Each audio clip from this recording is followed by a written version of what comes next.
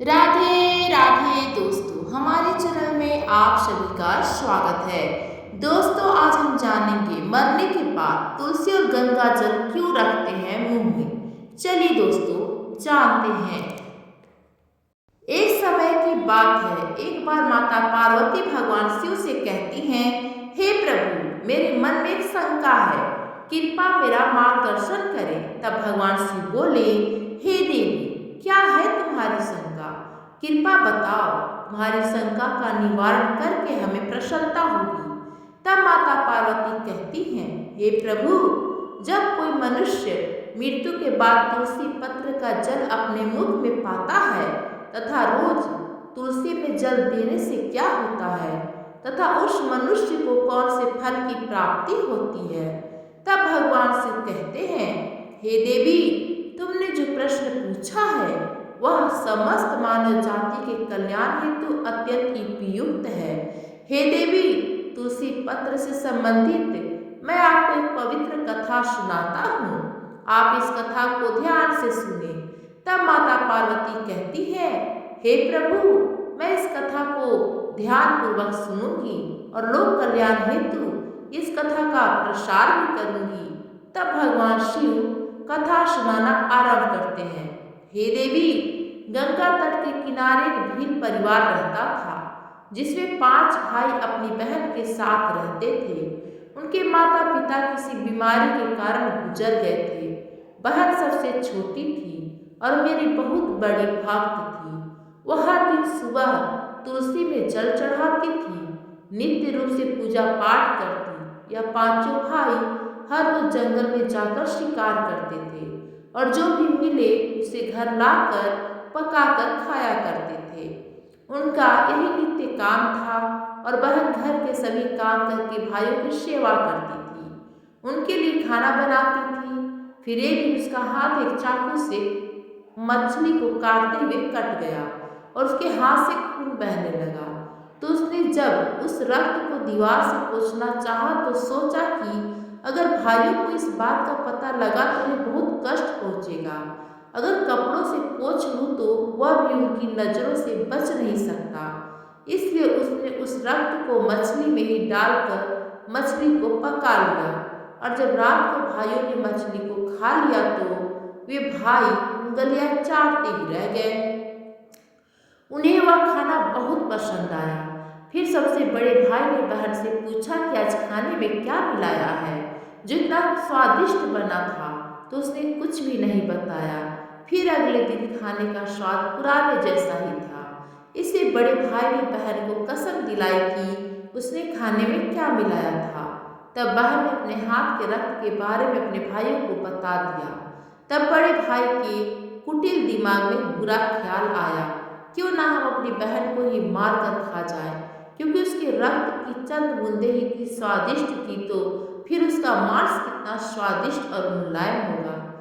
अगले दिन बड़ा भाई अपनी वह कुटिल योजना अपने सारे भाइयों को बताता है और सबसे छोटे भाई को छोड़कर सारे भाई राजी भी हो जाते हैं। तब बड़ा भाई अपनी बहन की हत्या करने की साजिश करता है। दूसरे दिन वे सभी अपनी बहन की शादी कराने हेतु उसे दूसरे गांव चलने के लिए मना लेते हैं। फिर वे सभी अपनी बहन के साथ रास्ते की एक छोटी सी गुफा में ले जाकर उसे बांध देते हैं और उस पर वाणों की वार करना शुरू कर देते हैं। तभी उस स्त्री ने मन ही मन ईश्वर से प्रार्थना करते हुए कहती है, हे प्रभु, अब आप ही मेरी रक्षा करें। तब एक चमत्कार हो जाता है।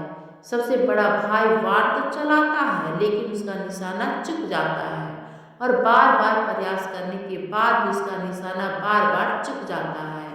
फिर दूसरे भाई भी एक एक करके बाण चलाते हैं और उन सभी भाई का निशाना चूक जाता है। अंत में सबसे छोटे भाई को बाण चलाने को कहते हैं, किंतु वह मना कर देता है। तब सभी भाई उसे ही जान से मारने की धमकी देते हैं। तो उसकी बहन स्वयं उससे विनती करते हुए बोली, हे प्रभु, अब आप मेरे छोटे भाई की रक्षा करें और मेरे प्राण ले लीजिए। ऐसा कहते ही सबसे छोटे भाई का बाण बिना निशाने के ही बहन के सीने को भेद जाता है।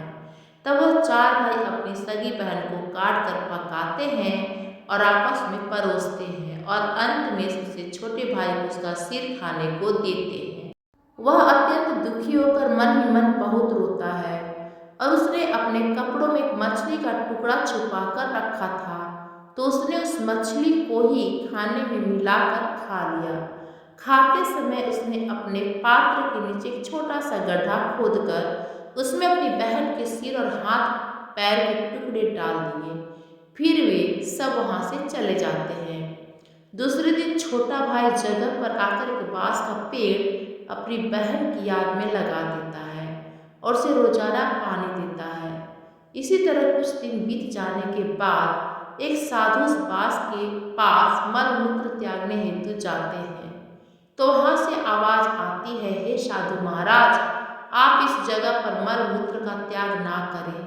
तभी वह साधु आश्चर्य से एक बांस के टुकड़े को काट कर अपने साथ रखते हैं और उसकी एक बांसुरी बना लेते हैं। जब वह साधु बांसुरी बजाता है तो उसमें से एक स्त्री की सुंदर गीत गाती हुई आवाज आती है। वह साधु उस बांसुरी को बजाते हुए और द्वार द्वार जाकर भिक्षा मांगते उसी से अपना जीवन यापन करने लगा। कुछ समय बीतने के बाद वह साधु उस बड़े भाई के घर पास गया तो उस बांसुरी से आवाज आने लगी कि इस दुष्ट ने मेरी हत्या की है। ऐसा सुनते ही बड़ा भाई घर से भागते हुए आया और उसने उस साधु को अपने द्वार से आगे भगाया।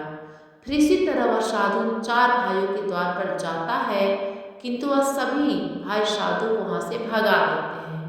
साधु को तब कुछ हद तक यह बात समझ में आ जाती है कि जिस स्त्री की आत्मा इस बांसुरी में रहती है उसका इन लोगों के साथ जरूर कुछ नाता होगा, किंतु बेचारा साधु सभी के साथ कुछ भी नहीं कर सकता था। साधु फिर अंत में पांचवें भाई के द्वार पर जाता है। तभी वह बांसुरी कहती है, यह मेरे प्रिय भाई का घर है। जब घर में बैठे दुखी भाई को अपनी बहन की पुकार सुनाई दी तो वह भागते हुए घर के बाहर आता है, किंतु वह देखता है कि एक साधु बांसुरी लेकर द्वार पर खड़ा है। तो उस साधु ने उसे बताया कि यह आवाज इस बांसुरी से आई है। तब वह भाई उस साधु से विनती करते हुए बांसुरी मांगता है।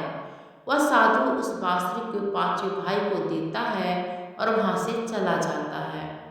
फिर वह भाई अपनी बहन की आवाज वाली बांसुरी बजाता है तो वह कहती है, हे भाई, मुझे पता है तुम मुझसे बहुत प्रेम करते हो, किंतु मेरी मुक्ति के लिए तुम हर दिन घर में तुलसी में जल चढ़ाओ तथा भगवान श्री हरि विष्णु का प्रत्येक दिन पूजा पाठ करो। अपनी बहन की बातों को मानकर वो भाई नित्य दिन तुलसी में जल देता है और घर में भगवान विष्णु की पूजा पाठ करता है।